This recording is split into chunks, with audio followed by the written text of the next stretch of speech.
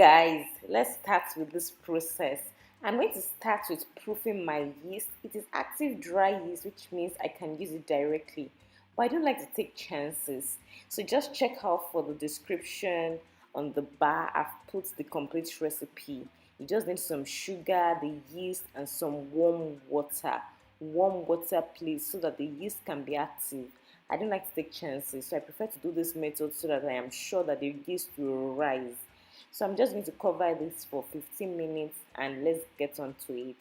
So this is 2 cups of all-purpose flour, some sugar, you can use more if you wish, some nutmeg, and check out. Yay! My yeast rose, guys, is better. So I'm just adding some warm water to this mix to make your puff puff. It's better for you to use warm water. If you use cold water, it's going to be crunchy.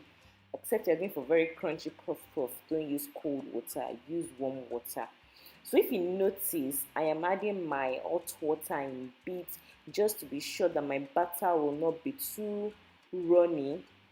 Even though I have said 1 cup of warm water, you still want to add it in batches so that you're controlling the batter, you're controlling the mix yourself, and you're not leaving it to chance at all.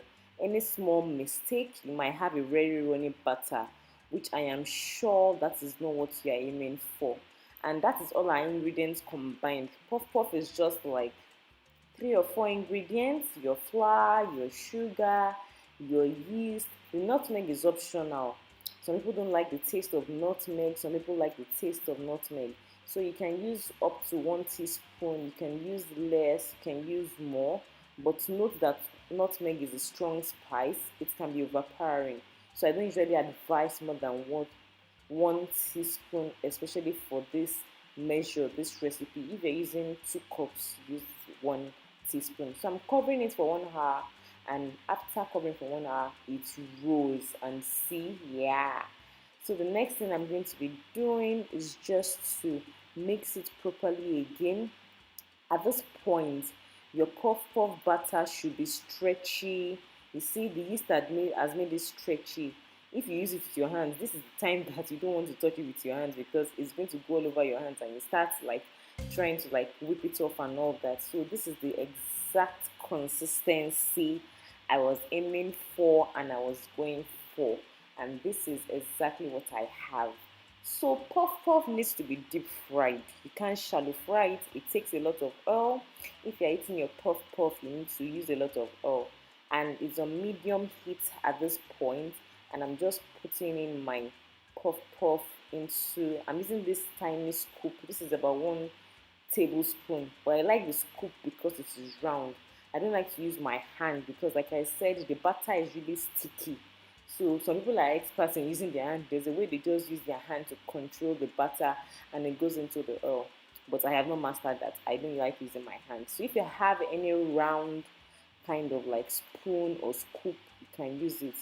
And I don't know if you noticed, what I do is I dip it inside oil so that the batter slides off easily. If you notice, it's not sticking to my spoon at all.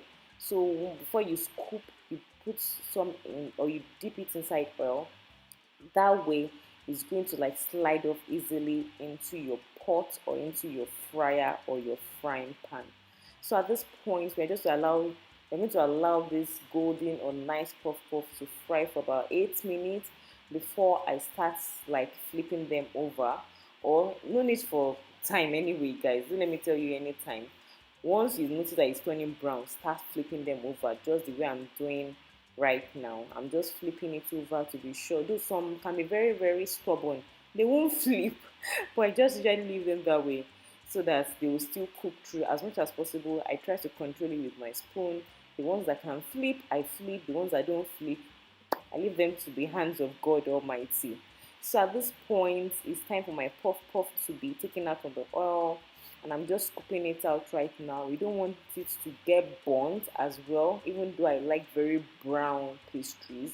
I like when it looks like it's completely cooked. I don't like undercooked bread. I don't like undercooked puff puff. So when it's exactly how you want it, you can take it out. And I'm just repeating the process. That's just it. As easy as ABC, guys. Very easy. If you try this puff puff method, I am sure you will get it. Anybody will get it. You just need like Four ingredients: your oil, your flour, your sugar, your yeast. Very important. That's all you need for your perfect puff puff mix. And let's just repeat this, the same old.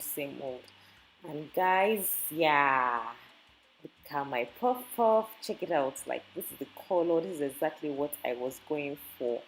And that is what I have. And cutting it into it, you can see it's completely cooked. It's not undercooked at all. So that's my puff puff recipe, guys. If you enjoyed this, please give me a thumbs up. If you've not subscribed, please subscribe and kindly share this video as well. I hope to see you in other videos. Stay blessed, stay healthy. Bye.